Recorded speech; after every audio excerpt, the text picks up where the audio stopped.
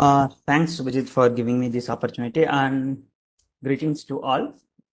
So I am Arun Prakash, a deep learning instructor in BS degree.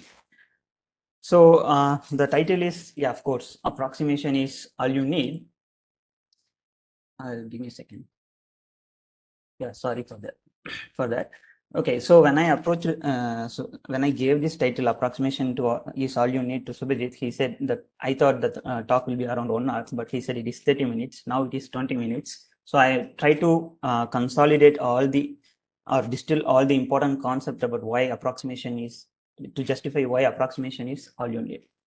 Okay, so on the left, you are seeing some sort of figure. So there are many sort of approximations exist in literature, but I am going to talk on Fourier series approximation, of course, with the help of instructions without much equations. Okay, before going into the topic, let's let's pick up a person. Okay, so randomly from somewhere and ask him what is the value for pi, and then if he says that the value for pi is 3.1415926, most probably we guess that he might be a physicist. Okay, so they deal with such approximations. But if you pick another person randomly and if you ask him what is the value for pi, then he said he might cut off so many digits and just accept pi is equal to 3.4. Or oftentimes, if he is a programmer, he don't care what is the value for pi at all. Okay, so he must be an engineer or a computer engineer. Okay, so if someone is satisfied with the value of 3.14, assigning value of 3.14 to pi, then most probably they must be an engineers, especially computer engineers. But there is another set of people. Okay, even if you show the 10,000 decimals of pi, even billions of pi, and if you ask them, is this the value of pi? Okay, they say no, this is not the value of pi. The pi is always pi.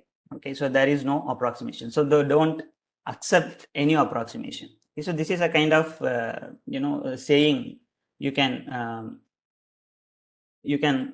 often come to read in internet, or if you read any mathematical jokes. Okay, so we call them a mathematician. So these people,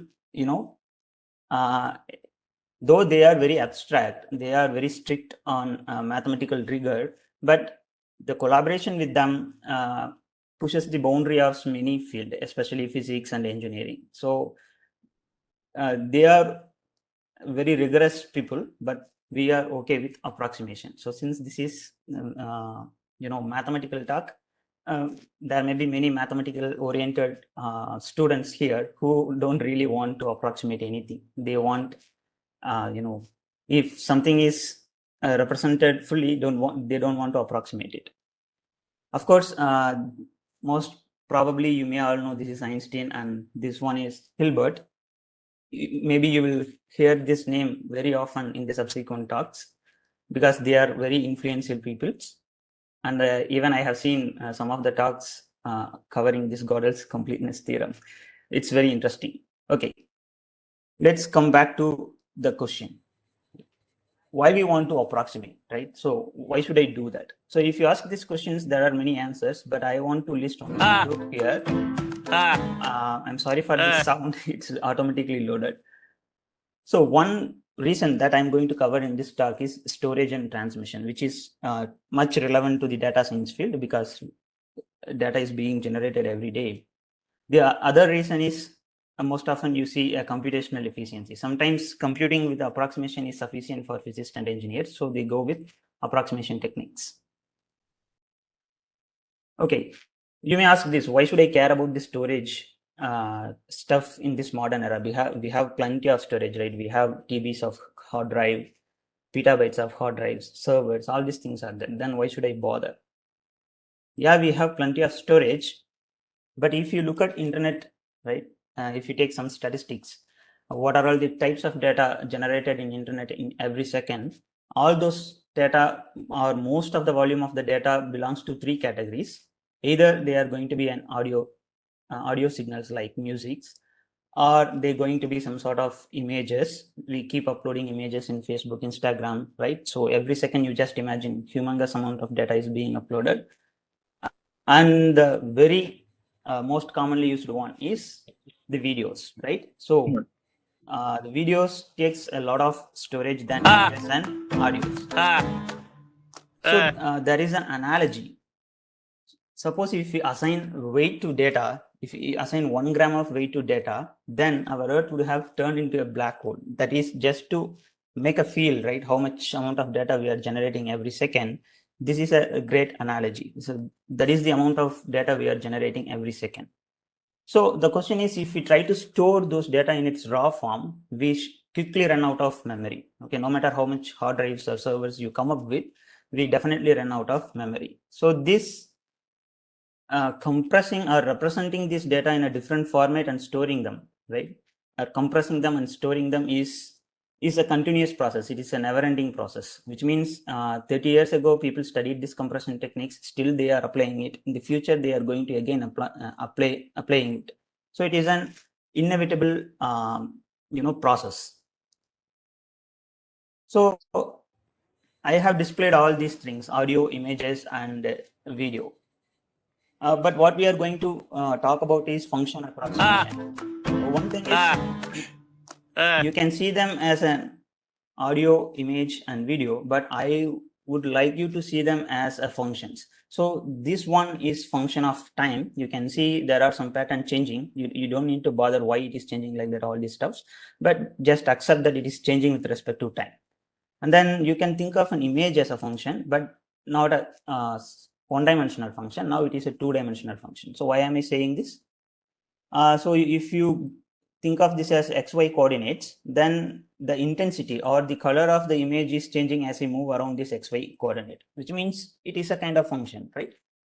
Similarly, you can think of the video as a function, which is function of space as well as time, temporal domain. So it's a three-dimensional function. So you can think of all this data, most of these data, as a functions. So they are all functions, which means we can, once if we accept these as a functions, then we can, use a techniques from approximation theory and apply on it and see whether it is helpful.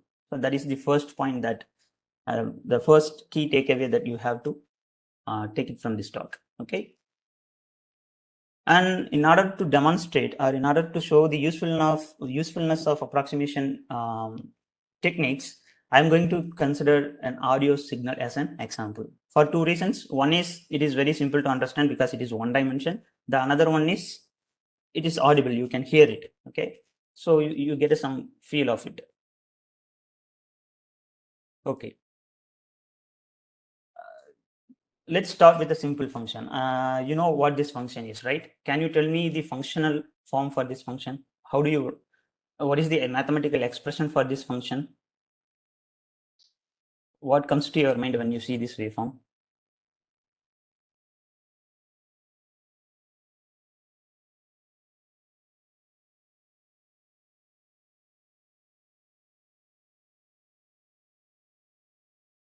Okay, so all of you have, okay, some sine, some cos, but sine and cos are cousins, right? They are just, of course, this is sin x. We don't need to, so, but the actual exact equation is, this is sine of x, but you replace x with this 4 into 10 to the power 3 pi t. Okay, so for some reason you don't, that doesn't matter. But we see this is a very simple sinusoidal function, but that now I'm using a time for x-axis. Okay, because we are using an audio signal. Okay, now let's ask some interesting questions. Okay, before that, have you ever heard how the sine wave, pure sine wave, sounds like? No. Okay, so I'm sharing the link to this live presentation in the chat. Maybe if you're not able to hear it when I play it, you may. I'm unable to access the chat. Okay, so let me play it and see whether you are able to hear it. Okay. If not, then I share the link. So this is actually so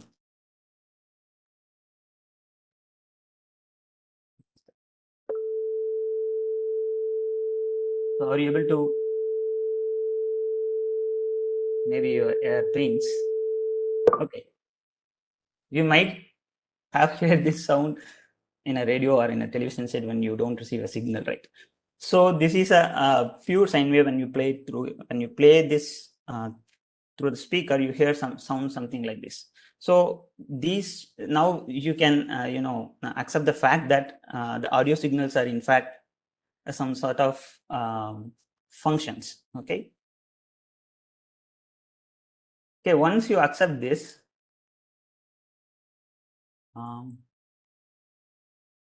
okay. The audio signals in the real world, whatever, when I say audio signals, it can be a speech signal, it can be a music signal, or whatever that you are able to hear, we call that as an audio signal. Okay. So in the real world, all the signals, audio signals, are continuous in nature. So I hope you know what do you mean, what do I mean by continuous. But now we need to store them. Whereas the storage devices, right, the digital devices are all of digital in nature, be it a pen drive or a hard drive or a server, whatever you take, all of them use some sort of memory, which can store only binary digits. So we need to convert these continuous signal into discrete first in order to store them. Okay. So how do we do that? So there are some standard process. Let's say I call this as sampling. Okay. Now I just digitized or discretized this continuous signal. So how did I discretize? How did I discretize this? So I take some points, not all the points, some points from the function. There are, for some reason, I'm considering only these points. Okay. So now I discretized it, and then I can store it. Once if I discretize the continuous signal, once I convert the continuous signal into discrete signal, then I can store it, because I can assign some binary numbers to them and then store them. Okay. Okay. Suppose after discretizing this one, usually what we do is we take 60,000 samples. You see the signal is of 1 millisecond duration. But if you take any audio signal of 1 second duration, we take 16,000 samples out of it. Okay. Again, there are reasons why 16,000, why this specific number, but we don't need to bother about them. Let's say we take 16,000 samples from any audio signal. Okay. Every second. Then I have to store those samples into a computer memory. For each sample, let's say I assign 1 byte. Okay. So if I do so, what happens is that I need 16 KB per second.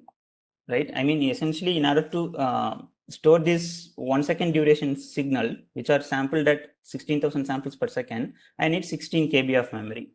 So if you just multiply it with an R, then you need 56 MB of memory. So to get a feel, suppose I have a 16 GB pen drive with me, right? So if I want to, how many hours of audio signal I can store it in the 16 GB pen drive. So you just make a math, then it turns out to be 280 hours of audio. Okay, so this is very 280 hours is very least in the, if you consider the entire globe. Okay, now it's you keep this fact in mind. If I discretize and assign, and somehow if I able to store it, it takes I can store 280 hours of audio signal in a 16 GB pen drive, which is affordable for me, right? But there is another way around. Okay, so do we need this approach? This approach takes a lot of memory. I claim this takes a lot of memory. So can we think of other way around? So if that is the question, we can do a other way around, right? So there are some animation issues, so I don't want to display this here now, but okay. I know the functional form of this waveform. It's a pure sine wave, right? And I know this is the only constant, 4 into 10 to the power 3, which I call it as k now. So why don't I just store this constant alone in a hard drive or in any memory device, and then I come up with some generator which generates some waveform where I feed only two numbers. One is A, that is the amplitude. Here I don't, I didn't put A in front of this sine function, but to generalize, we say it's A. And then another number K. The rest are, the generator knows the rest are going to be the constant. Pi is a constant and T generates as many seconds as it wants. So we need to only pass these two numbers. Then the generator generates the same waveform. Okay. So now the interesting thing is, how many numbers do I need to store? Only two numbers, right? To generate the same, to store the same audio wave, I need only two numbers. So to store just two numbers, assuming 32-bit processor, it takes only 8 bytes. Okay. I hope everything is clear now. Yes, till this point, you understand the flow, the process involved. Okay. You are able to feel we reduced the amount of storage for this specific function from 16 GB to 8 bytes, right? This is an enormous or very striking idea, but let's just go ahead and see the rest. So this is an insight now. Okay. If we have a well-defined functional representation, like we have this sine k pi t, a sine k pi t for the given waveform, if you are able to come up with that, we can store only their parameters such as a and k as in the previous example. So this is then very, very important insight from the storage perspective. Okay, but underline the word, it's well-defined functional representation. Okay, so that is also one thing that you have to keep in your mind. Okay, now let's take another waveform. Instead of sine, it's going to be some sort of square waveform, right? So with an amplitude 1 for some interval and with an amplitude say -1 for another interval, and the interval may be t. So if I ask you to define this function, obviously you can do that. It's not a difficult thing. We can simply define this function as simply f of t. This function is equal to 1 for some interval, say 0 to t by 2. Okay. So this is a half of the interval t by 2. So there the amplitude remains 1. For the other interval, the amplitude is -1. We can simply store this information. We need not to reproduce. We need not to sample this waveform, right? But I'm putting some constraints. Okay. These constraints I'm imposing.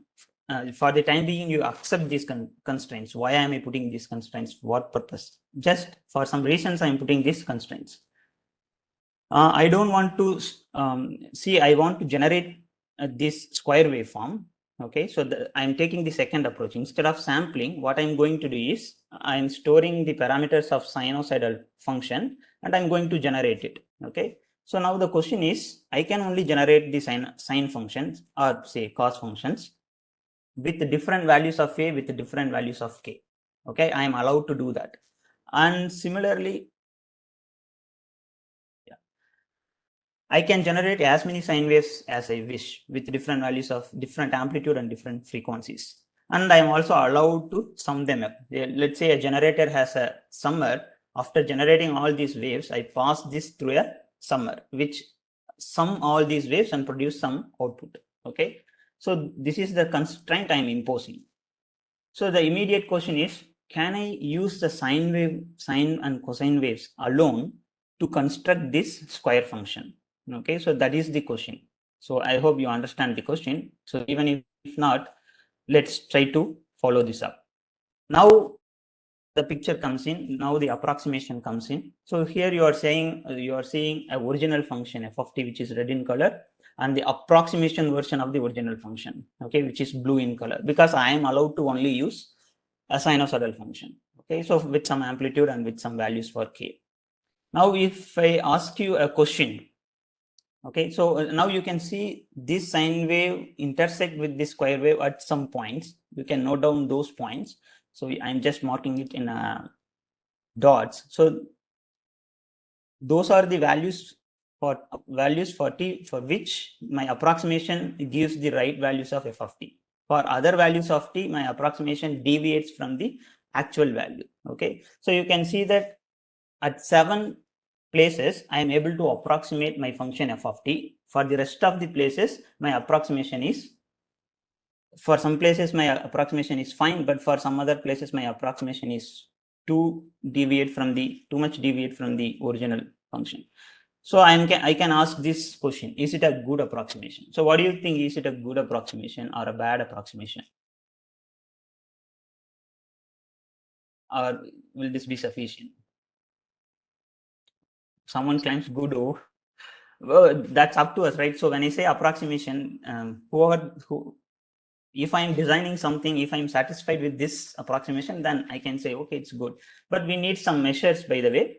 But intuitively, if I look into the chat box, you can see there are many who are not okay with this approximation. Okay, because it only approximate one at 7 points, not all points.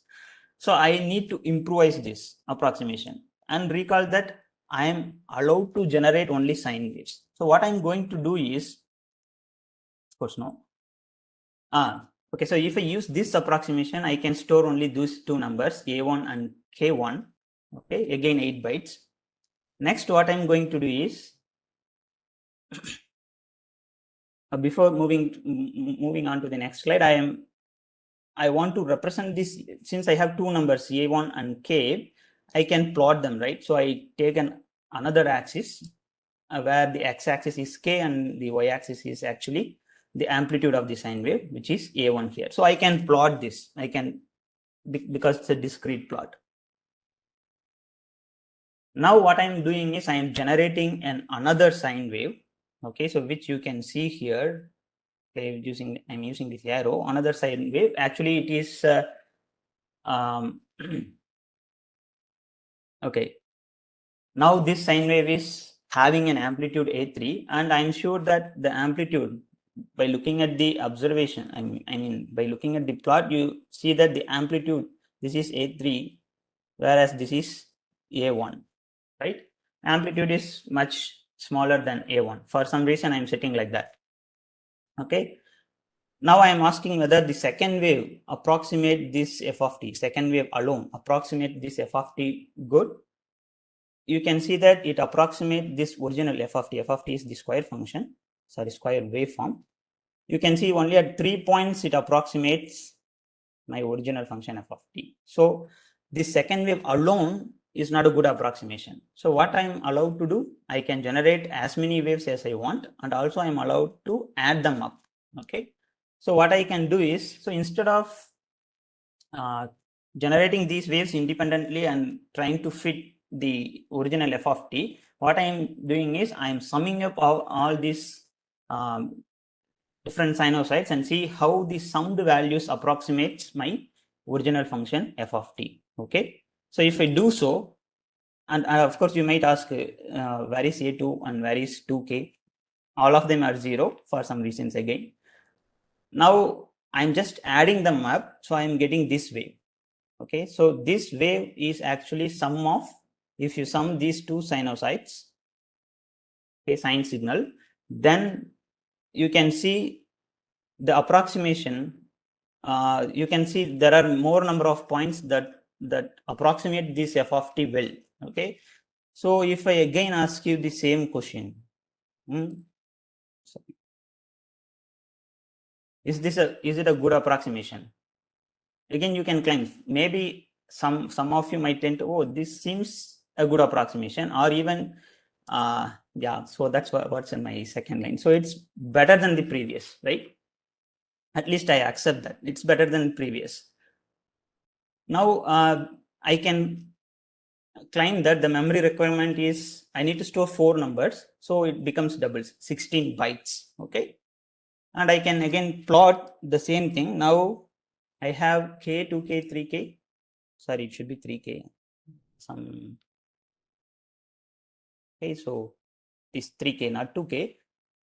Its amplitude is 0. Then for the rest, the amplitude is A1 and A3, and you can see relatively A3 is the amplitude of the second sine wave is smaller than the first sine wave. Okay, so now I introduced a term. This is first harmonics, this third harmonics, but that doesn't matter by the way.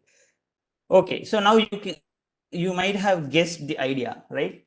If I keep increasing the number of sine waves and setting the amplitudes appropriately, you can see that my approximation is getting better. Okay, so I just demonstrated, I mean, the intuitive idea using only two independent sine waves. Now here is an applet, GeoGebra applet, which allows you to explore. Of course, when I share this presentation, you can actually interact with this applet from your side. Now what I'm going to do is I'm just going to increase the terms. With two terms, the approximation, you see, this is the approximation we just seen in the earlier slide. But if you increase the terms, you just see, when I increase the term, the amplitude and the frequency, I mean, the number of cycles keep on increasing. But as I keep increasing the term, you can see that I'm taking number of sine waves, n number of sine waves, exactly 25 number of sine waves, okay, all the way up to this. Yeah, I'm taking around some 25 number of sine waves with different amplitude and different frequency and sum them up. I get a very good approximation at most of the points, but there are some inevitable where we can't approximate it at all, inevitable places where we can't approximate it at all. Okay, you can, yeah, if I now you can see the original f of t and the approximated version of f of t, but this is a much better approximation.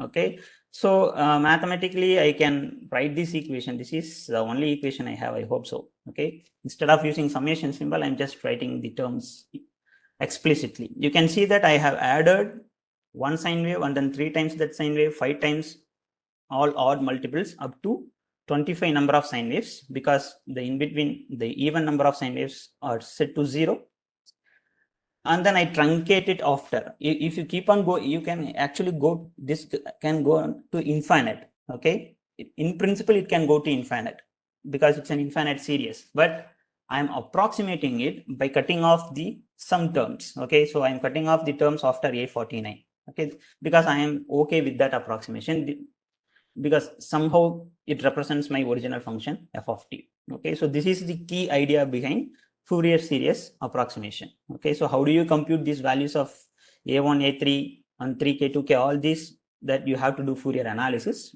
you can usually do in undergraduate math or in signal processing. Okay, yeah, so now we are nearing the end of the talk, but with the last question. So why should I do that? This seems to be simple, right? I could have stored only these values. Why I put those constraints and then try to build up that f of t with the help of sine wave? This is the next question that obviously comes to our mind.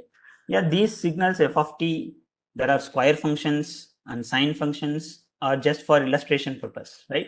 But in the real world, the functions are so complex where we do not know the actual function form for those waves. Okay, so as you can see from here, can you define f of t for this waveform, which is actually animated here, and also on the one on right? Okay, so that I'm highlighting now. So you can't define it, it is varying so much. Okay, so you can't define f of t like we did for square function or sawtooth function. Okay, so this is kind of impossible, but you can, you don't know what is the actual representation of this function f of t. You assume that it exists, then you try to approximate it. Okay, approximate it using Fourier representation. You can see there I have displayed a plot with k, 2k and 3k, but you are seeing so many number of sine waves concentrated near 0 to 1000, and the rest of them are above 2000. The amplitudes are very low. You can simply discard them if you wish. Okay, so if you don't know the function f of t, the real function f of t, okay, then Fourier series allows me to approximate that function with the help of sampled version of that signal. Okay, so this may be some technical term, but you just accept that. this approximation helps us in many ways. Now I have to ask you this question, right? So instead of storing this 16,000 samples per second, even if I allow some 1,000 terms, right? For each term, if I just assign 8 bytes, then it won't go beyond 8 KB, right?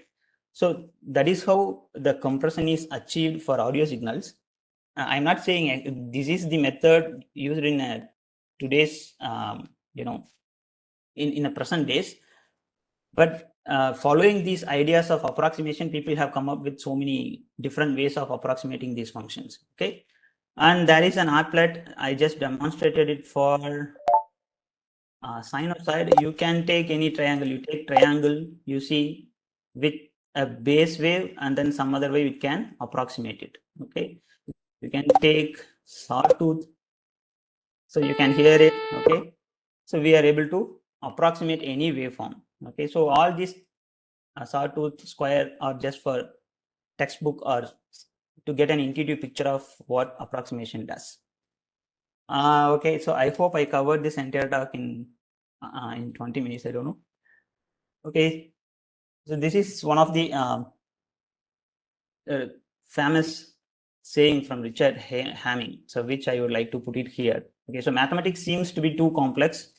Maybe you are okay with the approximation. Okay, so mathematicians are fine with abstract ideas. As long as something satisfies their axioms, they are okay. They don't care about the application. But as an engineers, we have to learn maths and then see how we can apply it to the real world situations. Okay, so that is what this quote conveys to me.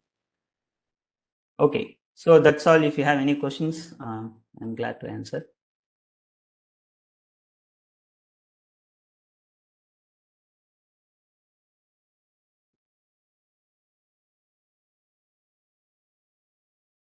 Any questions?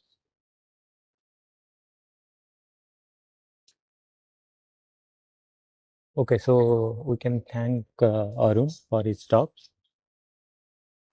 Yeah, thanks a lot, Subhajit, for giving me this opportunity to share what we know to the rest.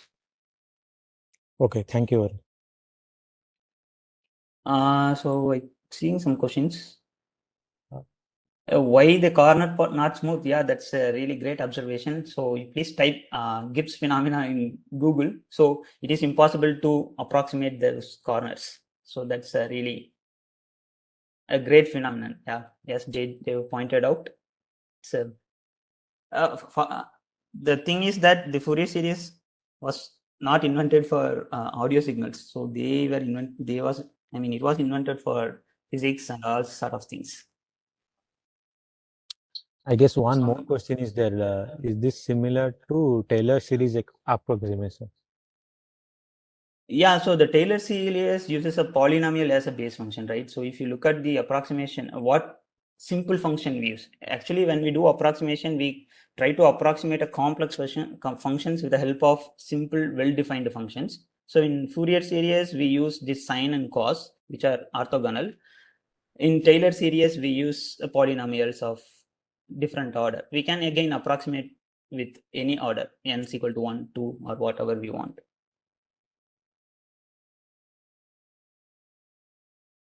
Oh, that's a Fourier series and Laplace transform. I think this will go beyond this talk, but the hint is that Laplace transform generalizes Fourier series.